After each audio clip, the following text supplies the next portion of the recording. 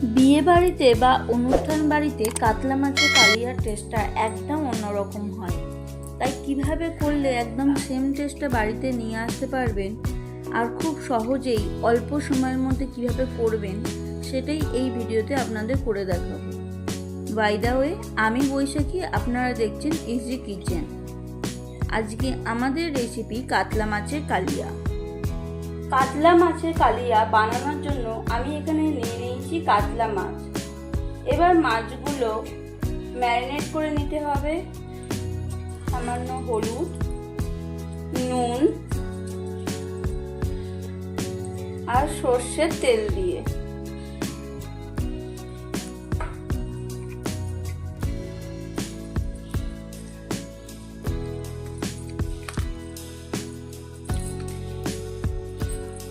ভালো করে ম্যারিনেট করে নিতে হবে। ভালো করে ম্যারিনেট করা হয়ে গেলে রেখে দিতে হবে 10 থেকে 15 মিনিটের জন্য। বিয়ে বাড়ির স্টাইল কাতলা মাছের কালিয়া বানানোর জন্য আদা, রসুন আর লঙ্কা এই তিনটি মশলা আলাদা আলাদা পেস্ট করে নিতে হবে। এবার একটা বড় সাইজের পেঁয়াজ বড় বড় করে কেটে নিতে হবে। বড় বড় করে কেটে নিয়ে এবার পেঁয়াজটা পেস্ট করে নিতে হবে। এবার দুটো টমেটো একইভাবে বড় বড় করে কেটে নেব। যেহেতু এই টমেটো দুটো পেস্ট করে নেব, ওই জন্য আমি বড় বড় করে কেটে নেব। টমেটোটা কাটা হয়ে গেছে। এবার টমেটোগুলো আলাদা পেস্ট করে নিতে হবে। এবার মাছগুলো ভাজার জন্য দিয়ে দেবো সর্ষের তেল। আর যখন দেখবেন তেলটা ভালো করে গরম হয়ে গেছে তখন মাছগুলো দিয়ে দিতে হবে। আর 2 দিক উল্টে পাল্টে লাল লাল করে ভেজে নিতে হবে।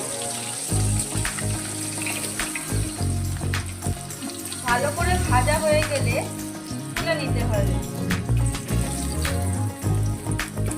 বাকি মাছগুলো ভেজে নিতে হবে। তাহলে আমাদের সব মাছ ভাজা হয়ে গেল। আর এদিকে আমি সব পেস্টগুলো রেডি করে নিয়েছি। এখানে আমি একটু কাজু বাদাম ও চালমগজ পেস্ট করে রেখেছি। এবার এই মাছ ভাজার তেলে দিয়ে দিতে হবে গোটা গরম মশলা। তেল থেকে সুন্দর গন্ধ ছাড়লে দিয়ে দিতে হবে পেঁয়াজ বাটা। পেঁয়াজটা ভালো করে ভেজে নিতে হবে। যতক্ষণ পেঁয়াজটার কালার চেঞ্জ না হচ্ছে ততক্ষণ ভেজে নিতে হবে। এবার আপনারা নিশ্চয়ই দেখতে পাচ্ছেন পেঁয়াজটা ভালো মতন ভাজা হয়ে গেছে। ঠিক এই সময় দিয়ে দিতে হবে রসুনের পেস্ট। রসুনের পেস্টটা দিয়ে পেঁয়াজের সাথে ততক্ষণ ভেজে নেবেন যতক্ষণ না এর কাঁচা গন্ধটা চলে যাচ্ছে। পেঁয়াজের সাথে রসুনটা ভাজা হয়ে গেলে দিয়ে দিতে হবে টমেটো পেস্ট। এবার টমেটো পেঁয়াজ রসুনের সাথে ততক্ষণ ভেজে নিতে হবে যতক্ষণ তেল ছেড়ে যাচ্ছে। এবার দিয়ে দিতে হবে 1 চামচ হলুদ গুঁড়ো আর দেবো কাশ্মীরি লঙ্কার গুঁড়ো। এবার একবার ভালো করে মিশিয়ে নিয়ে দিয়ে দেব আদা বাটা আর কাঁচা লঙ্কা বাটা। আর দিয়ে দেবেন পরিমাণ মতো নুন। নুনটা দিতে যেন ভুলবেন না। এবার ভালো করে মিশিয়ে নেবেন। আস্তে আস্তে তেল ছাড়া শুরু করলে এখানে দিয়ে দিতে হবে কাজু ও চালমগজ বাটা। গ্যাসের ফ্লেমটা লোতে রেখে 5 থেকে 6 মিনিট কষিয়ে নিতে হবে। এবার দিয়ে দেবেন 4 চামচ টক দই। আর দিতে হবে 1/2 চামচ জিরে গুঁড়ো, 1/2 চামচ ধনে গুঁড়ো। একবার ভালো করে মিশিয়ে নেবেন। গ্যাসের ফ্লেমটা মিডিয়ামে রেখে মশলাগুলো এবার একসাথে ভালো করে মিশিয়ে নেবেন যতক্ষণ না তেল ছাড়ছে। ভালো করে মেশানো হয়ে গেলে আর তেলটা ছেড়ে গেলে দিয়ে দিতে হবে পরিমাণ মতন জল। জল দিয়ে এটাকে ফুটতে দিন 3 থেকে 4 মিনিট। আর টেস্টটা ব্যালেন্স করার জন্য দিয়ে দিন অল্প চিনি। আশা করি দেখতে পাচ্ছেন গ্রেভিটার কালারটা কত সুন্দর এসছে আর গ্রেভিটা থেকে তেলটা ভেসে উঠেছে।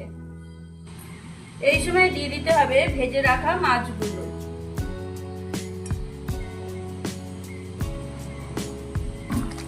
এবার লো ফ্লেমে ফুটিয়ে নিন 7 থেকে 8 মিনিট। ফাইনালি শেষ করবেন গরম মশলা গুঁড়ো আর ঘি দিয়ে। এবার গ্যাসের ফ্লেমটা অফ করে ওপর থেকে ধনেপাতার কুচি ছড়িয়ে দিয়ে পরিবেশন করুন।